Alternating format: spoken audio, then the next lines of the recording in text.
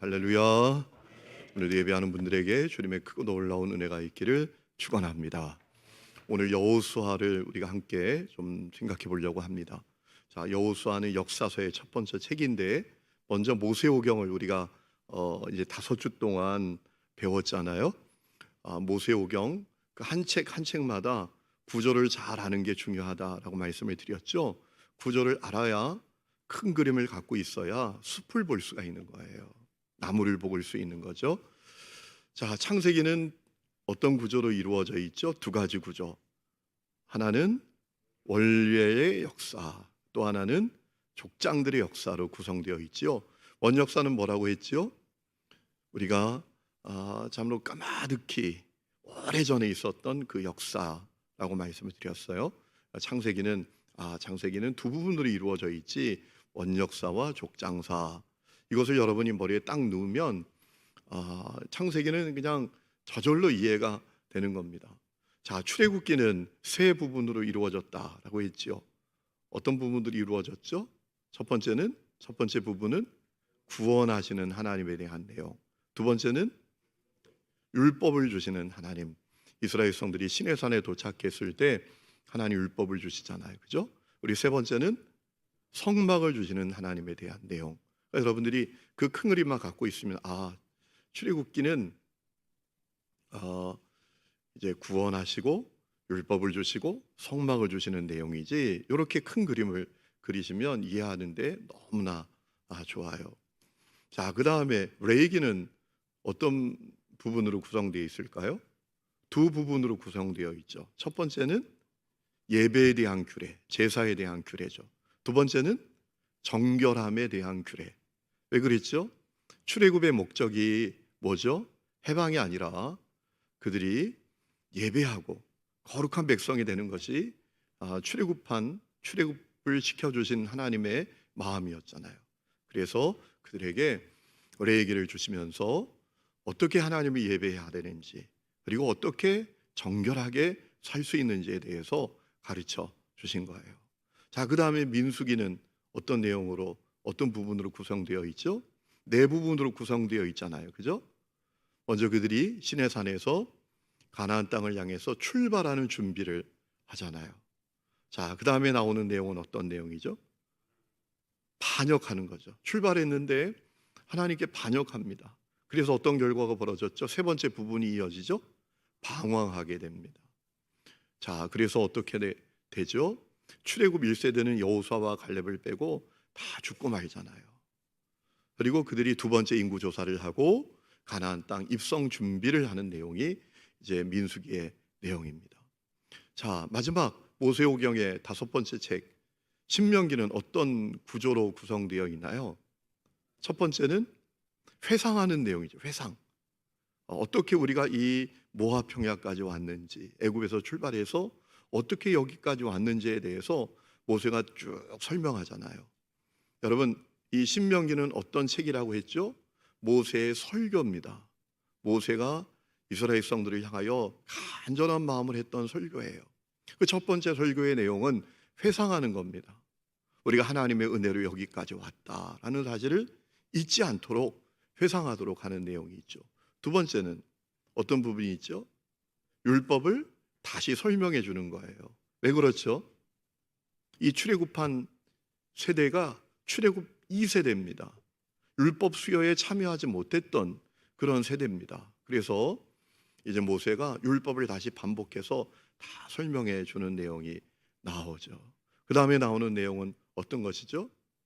자연스럽게 이제 그 율법에 반드시 순종해야 된다. 하나님의 말씀에 순종해야 된다라는 이야기를 하지 않습니까? 그리고 마지막에 이제 모세가 그 얘기를 다 한 다음에 이스라엘 성들을 각 지파대로 축복하고 이제 죽음을 맞이하게 되는 것이죠. 여러분이 이 구조를 잘 넣으세요. 머리에 외우려고 하지 마시고 그 내용을 이렇게 떠올려 보세요. 신명기는 도착해서 모압평에 도착해서 어떻게 우리가 여기까지 나왔는지, 올 수 있었는지 회상하는 내용이 나오지. 그리고 하나님의 율법을 다시 설명해 주지. 그리고 설명한 그 율법에 반드시 순종해야 된다라고 말하지. 그리고 이스라엘 백성들을 축복하고 죽음을 맞이하지.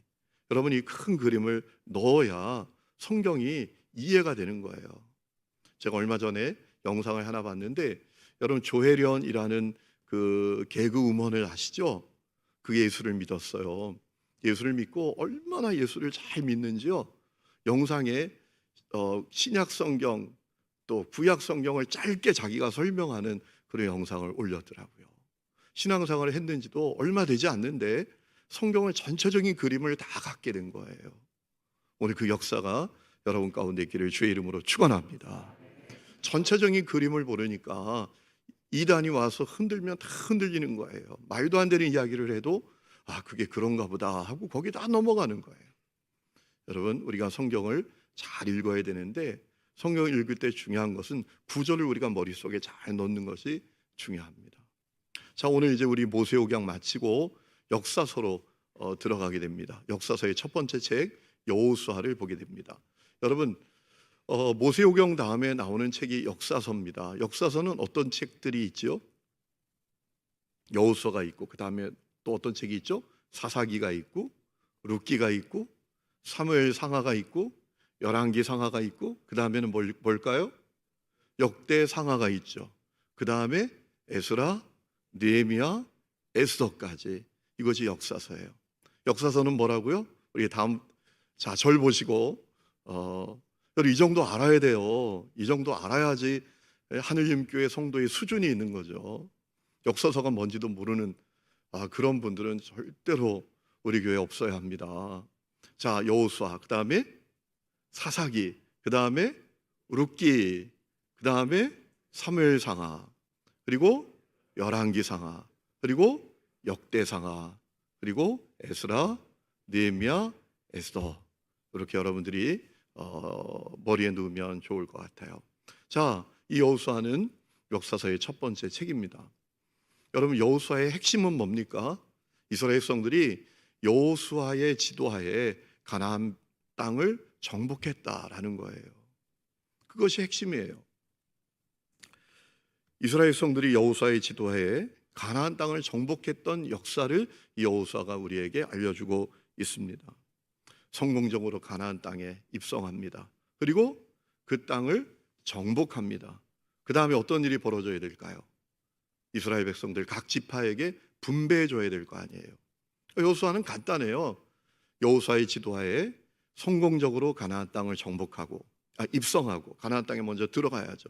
그리고 거기에 있는 족속들을 정복하고 그리고 그 땅을 이스라엘 백성들 각 지파에게 분배하는 내용이 여호수아의 내용이다라는 사실을 여러분이 이해하시면 좋겠습니다.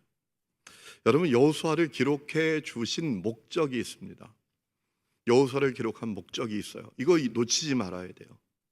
우리 여호수아를 아무리 열심히 읽어도 여호수아의 목적이 뭐냐를 놓치면 아무 소용이 없는 거예요.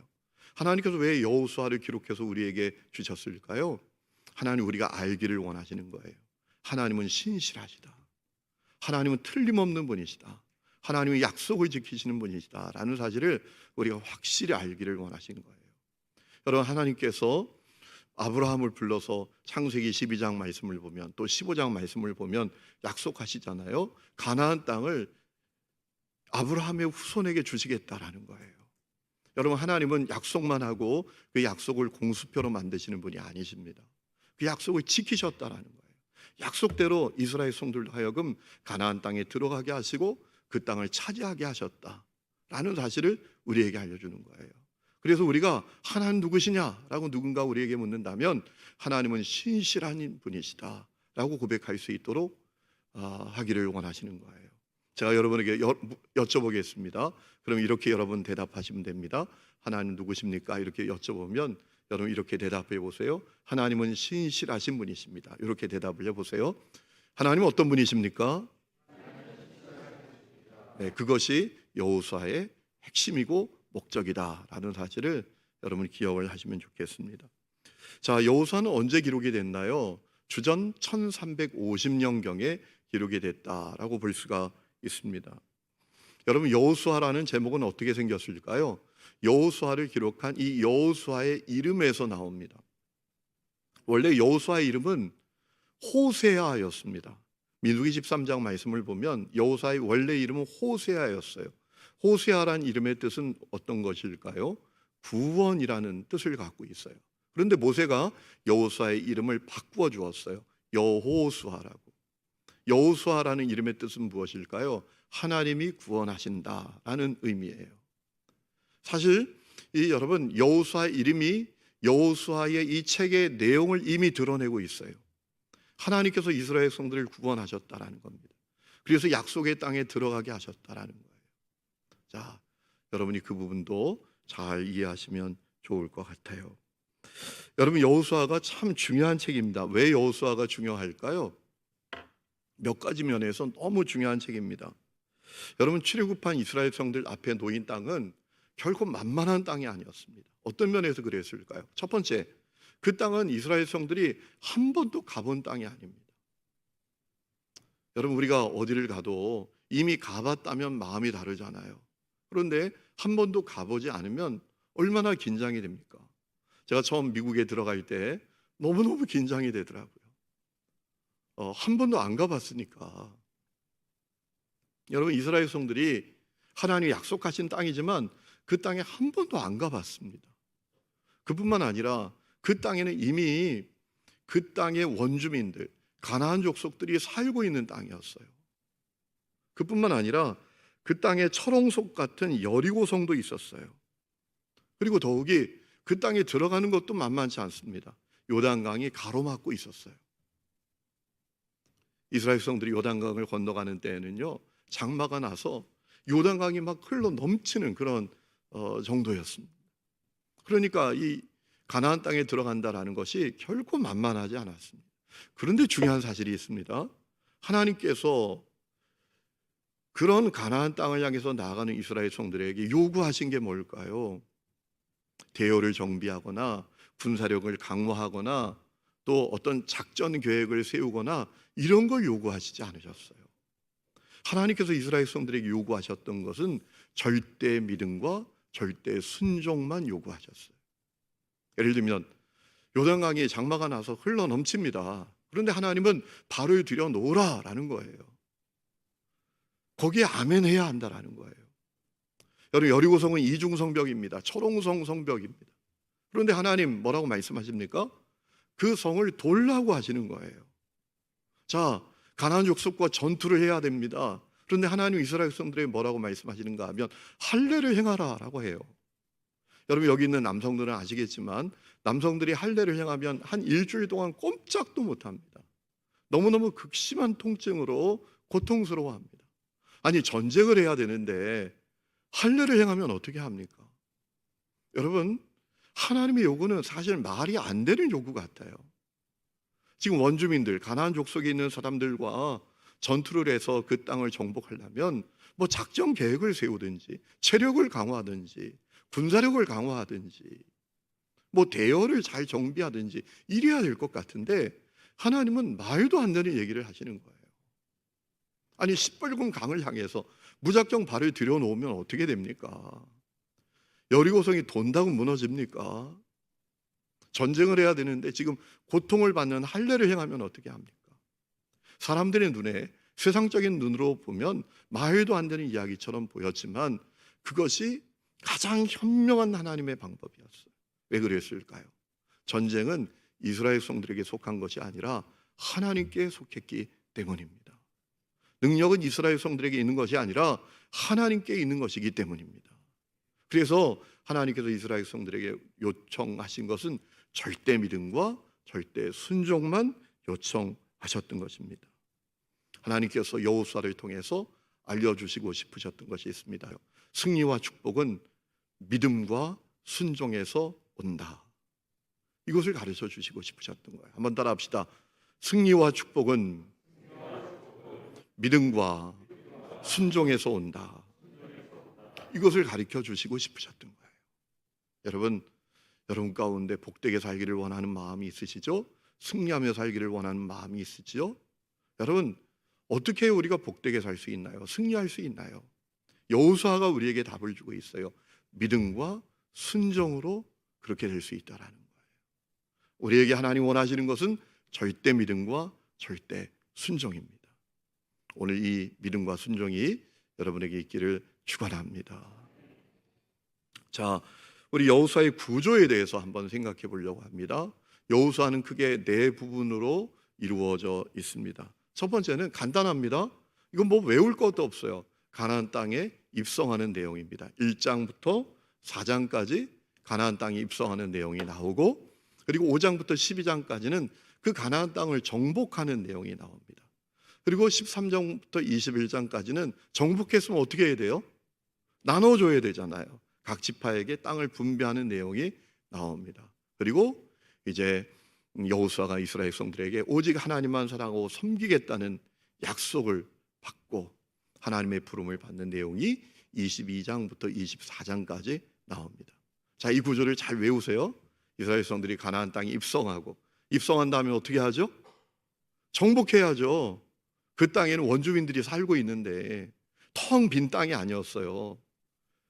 가나안 땅에 이방 족속들이 살고 있었다고요. 그들을 정복해야 돼요. 정복한 다음에 어떻게 해야 돼요? 분배해 줘야죠. 땅을 분배해야죠. 그리고 이제 여호수아가 하나님의 부름을 받는 내용이 나옵니다. 입성하고 정복하고 분배하고, 이것이 여호수아의 구조다라는 사실을 여러분이 잘 생각하시면 되겠어요. 자, 여호수아의 내용에 대해서 우리가 좀 생각해 보려고 합니다. 먼저 가나안 땅 입성하는 1장부터 4장까지의 내용은 어떤 내용이죠? 먼저 1장부터 2장까지는 가나안 땅 입성을 준비시키는 내용이 나오잖아요. 하나님께서 여호수아에게 두려워하지 마라, 내가 너와 함께한다 라고 말씀하시면서 요단강을 건너 가나안 땅으로 들어가라 라고 말씀하셨잖아요. 그때 여호수아가 순종합니다. 이스라엘 백성들에게 다니면서 하나님의 말씀을 다 전합니다. 그렇게 하고 어떻게 하죠? 먼저 정탐꾼 2명을 가나안 땅에 보내는 내용이 나오죠. 자, 그 다음에 3장은 드디어 요단강을 건너가는 장면이 나옵니다. 요단강 건너갈 때 어떻게 건너갑니까? 먼저 하나님께서 이스라엘 백성들로 하여금 자기를 성결하게 하십니다. 그리고 먼저 제사장들이 법궤를 메고 앞서가게 하십니다. 여러분, 법궤를 메고 제사장들이 앞서가는 것은 어떤 의미를 가지는 걸까요? 법궤가 뭐죠? 성막에 있던 법궤잖아요, 그죠? 여러분, 이 법궤 위에 하나님이 임재하셨어요. 그렇기 때문에 이 법궤가 함께 한다라는 것은 하나님이 함께 하시는 것을 의미했어요. 그래서 다윗이 왕이 되어서도 자기 성으로 하나님의 법궤를 그렇게 옮기려고 했던 것이죠. 법궤가 앞서간다라는 것은 어떤 것을 의미하는가 하면 하나님이 앞서가신다라는 사실을 믿고 따라가만 가라는 거예요. 오늘 이 은혜가 여러분 가운데 있기를 축원합니다. 어떤 분이 그러더라고요. 자기는 한 번도 하나님 앞모습은 못 봤지만 뒷모습은 많이 봤대요. 그게 어떤 의미일까요? 하나님은 언제나 나보다 앞서서 나를 인도하셨다, 나를 이끌어 가셨다라는 신앙의 고백인 거죠. 여러분, 그분이 우리 하나님이신 것을 믿으시기를 축복합니다. 여러분, 이 세상을 어떻게 살아가야 될지, 앞으로 미래를 어떻게 살아가야 될지 막막해 하지 마세요. 여러분, 우리는 염려할 거 없어요. 왜냐하면 하나님이 언제나 앞장서서 가시니까. 그래서 제사장들이 하나님 법궤를 메고 앞장서 가도록 하신 거예요. 자, 그리고 4장부터 5장까지는 이제 요단강을 다 건넌 다음에 기념비를 세우는 내용이 나오죠. 그리고 할례를 행하도록 하는 내용이 나오잖아요. 여러분, 요단강을 다 건넌 다음에 이스라엘 백성들도 하여금 각 지파에 한 명씩 들어가서 요단강 한가운데에 가서 돌을 가지고 나오라고 하잖아요. 그리고 그 기념비를 세우라고 하시는 내용이 나오죠. 기념비를 세운 다음에 할례를 행하라라고 하는 말씀이 나옵니다. 자, 두 번째 내용은 5장부터 12장까지 가나안 땅을 정복하는 내용이 나옵니다. 여러분, 가나안 땅을 정복할 때 어떤 순서로 정복했는지 우리가 참고하면 좋은데요. 먼저 중부 지역부터 정복을 합니다. 거기 여리고성이 있었고 아이성이 있었죠. 사실 여리고성은 순종만 해서 잘 정복할 수 있었는데 아이성 정복에는 실패했죠. 아간이라는 사람이 범죄함으로 말미암아. 그러나 우여곡절 끝에 아이성을 정복하게 됩니다.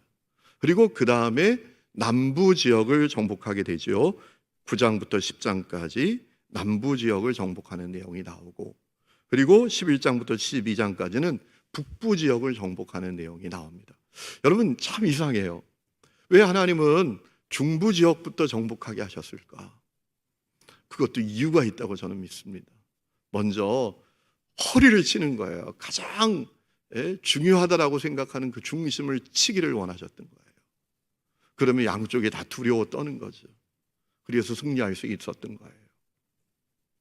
여러분, 그래서 이 싸움을 잘하는 사람은요 그렇게 안 되잖아요. 상대방의 가장 강한 녀석을 이긴다는 거예요. 그러면 다 겁을 먹는다라는 거예요. 여리고성은 고고학자들에 의하면 이중 성벽이었더라고요. 그냥 성벽이 우리 서울 성곽처럼 하나만 있는 게 아닙니다. 저 성곽을 넘어가면 또 성곽이 나타나는 거예요. 아주 견고한 성곽이었다라는 거예요. 그것이 중부 지역에 있었던 여리고성인데 하나님께서 돌기만 해도 그 성이 와르르 무너지게 하셨어요. 여러분 그 소문이 점점 더 퍼져나가지 않았겠습니까? 겁을 집어먹지 않았겠어요? 그렇게 승리하도록 하셨던 거예요. 여러분 오늘 우리가 이 말씀을 통해서 중요한 사실을 깨닫게 됩니다. 우리 믿음의 사람은요 담대해야 돼요. 담대해서 사단의 가장 강력한 부분부터 우리가 싸워서 승리할 수 있는 믿음의 용기를 가져야 된다라는 거예요. 오늘 이 은혜가 여러분에게 있기를 주의 이름으로 축원합니다. 그 다음에 이제 13장부터 21장까지는 가나안 땅을 분배하는 내용이 나오죠. 먼저 13장에는 요단 동쪽 땅을 루벤 지파, 갓 지파, 므낫세 지파의 반 지파에게 나누어 주는 내용이 나오죠. 여러분 사실 요단강을 건너오기 전에 이 루벤, 갓, 므낫세 반 지파가 우리가 이 요단 동쪽 땅을 갖고 싶다고 이야기했었잖아요. 먼저 그때 벌써 분배해 줬어요. 대신 약속을 받았죠. 어떤 약속을 받았죠? 정복 전쟁에 너희들이 참여해라. 가장 선봉에 서라. 그 땅을 다 차지한 다음에 이제 다시 이 너희들에게 분배한 요단 동쪽 땅으로 가라라고 말씀을 하셨잖아요. 여러분 신앙생활 이렇게 해야 할 줄로 믿습니다. 여러분 신앙생활 할 때 어떤 분들이 있는가 하면 아주 그냥 참기름 바른 것처럼 약삭 바른 분이 있어요. 어려운 일을 하지 않으려고, 헌신은 하지 않으려고 하고, 십자가는 너가 지고 영광은 내가 취하겠다고 하는 그런 분들이 교회에 많아요. 저는 우리 하나님 교회 성도들이 먼저 십자가를 지는 분들이 되시기를 축원합니다. 십자가는 너가 지고 영광은 내가 취하겠다라는 게 아니라 내가 십자가를 지겠다. 내가 먼저 헌신하겠다. 이 고백이 우리 하나님 교회 성도들의 고백이 될 수 있기를 축원합니다. 자, 그 다음에 14장부터 17장까지는 유다 자손과 요셉 자손. 요셉 자손은 누구를 말하는 거죠? 에브라임과 므낫세 자손을 말하는 거죠. 그들에게 가나안 땅의 서쪽 땅을 분배하는 내용이 나옵니다. 여러분 특별히 14장 우리 14장부터 17장까지 나오는 내용 가운데 놓치지 말아야 될 내용이 있잖아요. 85세 된 갈렙이 헤브론 땅을 요구하는 것 아닙니까? 이 산지를 나에게 달라고. 하나님의 약속을 상기시키면서 내 나이 85세가 되었지만 나는 얼마든지 저 헤브론 족속에 있는 이방 족속과 싸워서 승리할 수 있다. 이 산지를 내게 달라고 하면서 땅을 분배받는 내용이 나오지 않습니까? 자, 그리고 18장부터 21장까지는 남은 지파들에게 땅을 분배하는 내용, 그리고 아주 중요한 내용이 나오죠. 부지 중에 죄를 지은 사람이 피할 수 있는 도피성을 정하는 내용이 나오죠. 6개의 도피성을 정하는 그런 내용이 나오게 되지 않습니까? 그리고 레위 지파를 위한 성읍이 분배되는 내용이 나옵니다. 레위 지파는요 각 지파에 다 흩어져서 지내게 됐어요. 왜냐하면 그들을 신앙으로 인도해야 되니까. 자, 그리고 마지막 내용은 22장부터 24장까지 이제 이스라엘 백성들 하여금 하나님과 언약을 갱신하는 그런 내용이 나오게 됩니다.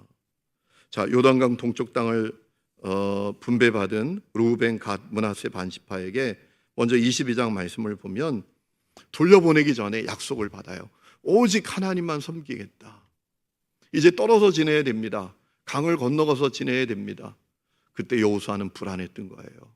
가서 이방신을 섬길까? 하나님에게서 멀어질까? 그래서 오직 하나님만 섬기겠다라는 약속을 철석같이 하도록 하고 그들을 보내는 내용이 나오잖아요. 여러분, 오늘 새벽에도 제가 그런 말씀을 드렸어요.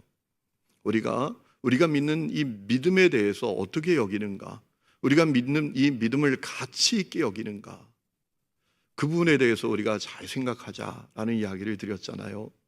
여러분, 아브라함이 아들 이삭, 아내감을, 배우자를 구하는데요, 가나안 족속 사람들 가운데 구하지 않고 자기 고향으로 가서 구하게 하잖아요. 왜 그랬죠? 중요한 이유가 있죠. 믿음 때문에 그랬어요. 믿음 때문에. 여러분, 아브라함은 믿음을 가치 있게 여겼어요. 여러분, 오늘 우리는 믿음을 어떻게 여기고 있는가? 오늘 우리 청년들이 많이 나와서 제가 그런 얘기도 드렸죠. 배우자를 만나는 데 있어서 뭐를 가치 있게 여기는가? 그의 어떤 직업이나 외모나 어떤 성공이나 세상적인 조건이나 그것들을 가치 있게 여기나, 믿음을 가치 있게 여기나. 믿음을 가치 있게 여겨야 된다라고 말씀을 오늘 새벽에 우리 청년들에게 전했어요. 여러분, 믿음이 왜 그렇게 가치가 있는 거죠? 우리가 믿음을 왜 그렇게 가치 있게 여겨야 됩니까? 믿음은 그저 우리의 삶을 윤택하게 하고 우리의 삶에 좀 더 평안을 주고 우리의 삶을 증진시키는 정도가 아니라, 믿음은 우리의 영원을 결정짓는 거예요. 아멘이십니까? 믿음은 우리의 영원을 결정짓는 문제예요. 여러분, 우리가 믿음으로 영원을 얻게 됩니다. 영원한 생명을 누리게 됩니다. 믿음으로 영원을 얻게 되는 사람은요, 달라집니다. 지향하는 가치가 달라지고 추구하는 인생의 목적도 달라지고 바라보는 것도 달라져요. 그래서 우리 청년들에게 오늘 새벽에 그런 말씀을 드렸어요. 믿음의 사람을 만나는 게 중요하다. 여러분, 함께 살아도 한 침대에서 자도 바라보는 것이 다른 사람은요, 결국 불행한 결과가 돌아오게 됩니다. 바라보는 것, 지향하는 것, 추구하는 바가 같아야 돼요. 여러분, 여호수아도 마찬가지였어요. 이 요단강 동쪽에 있는 땅을 분배받은 지파들을 돌려보내면서 그들이 철저하게 하나님을 섬기겠다라고 아주 철석까지 약속하고 돌려보냈던 거예요. 믿음을 가치 있게 여겼던 거예요. 오늘 이 은혜가 여러분에게도 있기를 주의 이름으로 축원합니다. 교회 다닌다고 다 믿음을 가치 있게 여기는 건 아니에요. 여러분, 그런 분들 많은 거 아시죠? 뭐 교회 가도 그만 안 가도 그만이지 뭐 예배 드려도 그만 안 드려도 그만 아니야. 신앙생활 해도 그만 안 해도 그만. 종교 뭐든지 하나만 가지면 다 되지 뭐. 이런 정도에 머물러 있는 분들이 교회 안에 얼마든지 있어요. 여러분, 순결한 믿음을 갖고 믿음을 가치 있게 여기는 분들이 되시기를 축원합니다. 그리고 23장에 있는 내용은 여호수아의 고별 설교에 대한 내용이 나오죠. 오직 하나님만 사랑하라, 하나님만 섬기라 라는 내용이 나와요. 그리고 이제 24장의 내용은 이스라엘 12지파를 다 세겜 땅에 모으잖아요. 그러면서 선택하게 합니다. 너희가 누구를 섬길지 오늘 택해라. 나와 내 집은 오직 하나님만 섬길 건데 너희들이 누구를 섬길지 택하라 라고 해요. 그때 이스라엘 성들이 자기들도 하나님만 섬기겠다고 결단하게 되죠. 그리고 이제 여호수아가 몇 세에 하나님의 부름을 받을까요? 110세의 일기를 마치고 하나님의 부름을 받는 내용이 나오죠. 그리고 여호수아는 끝나게 되는 거예요. 이것이 여호수아의 내용이에요. 여러분, 잘 이해하고 계시죠? 여러분, 성경을 읽으면서 잘 숙지하고 계시죠? 제 마음에 이런 마음이 있어요. 돌아가기 전에 2m씩 떨어뜨려 놓고 오늘 강의한 거 다 시험을 보고 합격한 사람은 가게 할까? 왜냐하면 평생 교회 다녀도 엉터리 신앙인들이 너무 많으니까 성경도 못 찾고 성경의 내용도 모르고, 그러니까 말씀대로 살아갈 이건 뭐 기대하지도 못하는 거죠. 여러분, 결론을 맺습니다. 이스라엘 성들은 가나안 땅에 입성하고 정복하고 그 땅을 분배받는 것을 통해서 아주 중요한 한 가지 사실을 깨닫게 되었습니다. 승리는 하나님을 향한 믿음과 순종에서 오는 거구나 라는 사실을 확실히 깨닫게 되었어요. 그래서 여호수아가 너희가 누구를 섬길지 택하라 라고 할 때 우리는 오직 하나님만 섬기겠다 라고 한 거예요. 오늘도 똑같아요. 여러분, 어떻게 우리가 승리할 수 있습니까? 절대 믿음과 절대 순종만이 승리를 줄 줄로 믿습니다. 여호수아를 읽으면서 이 핵심을 놓치지 말아야 돼요. 절대 믿음, 절대 순종을 하나님이 요구하시는 거구나. 그거면 되는 거구나. 여러분이 사람들에게 그렇게 말할 수 있으면 좋겠어요. 절대 믿음과 절대 순종이면 다 됩니다. 이렇게 고백할 수 있는 분들이 되시면 좋겠습니다.